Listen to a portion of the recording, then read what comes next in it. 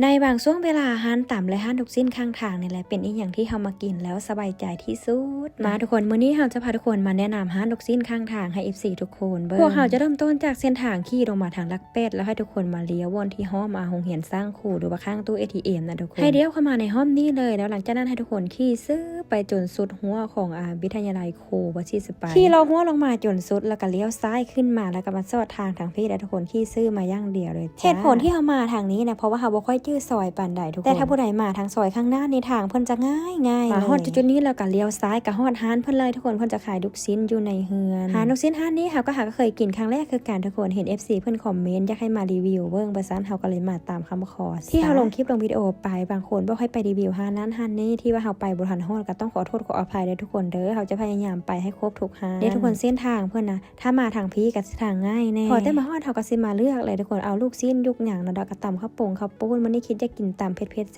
ซ่บๆในขณะที่ถ้าทอดลูกชิ้นถ้าตรงถ้าตามเขาก็มาขอถ่ายคลิปประกอบนั่นจักน้อยทุกคนทางห้านเพื่อนจะมีรถไฟฟ้าให้ไว้โชว์พร้อมเพื่อนไม่ค่อยขี่ทดลองอยู่เลยทุกคนแต่เขาอย่าไปตามเอาเฮือนเพื่อนแถวนั้นมารีวิวห้านลูกชิ้นกันดีกว่าทุกคนเพื่อนซื้อห้านลูกชิ้นแซ่บเด้อแซ่บบ่แซ่บเดี๋ยวไปเบิ่งนำสีสันหน้าตาลูกชิ้นเพื่อนก็เป็นตาแซ่บไปทุกคนเพื่อนจะเปิดอยู่หน้าเฮือนเพื่อนนี่มาในจัก2 เดือนบ่หรือบ่ฮอดบ่แน่ใจคือการบ่จื้อไหมตามปกติแล้วเพื่อนจะหาล้อขายลูกชิ้นแล้วก็ขายตรงขายตามงานหมุนช่วงเหือต่างๆแต่ละเมืองแต่ละแข็งแต่ว่าช่วงนี้เห็นเพื่อนบ่ได้ออกงานทางไหนเพื่อนก็เลยเปิดขายอยู่หน้าบ้านไปเลยว่าซานเฮาเองพอได้ยิน FC บอกเฮาก็เลยแวะมาซิมทุกคนตำข้าวปุ้นเพิ่นเป็นแต่แซ่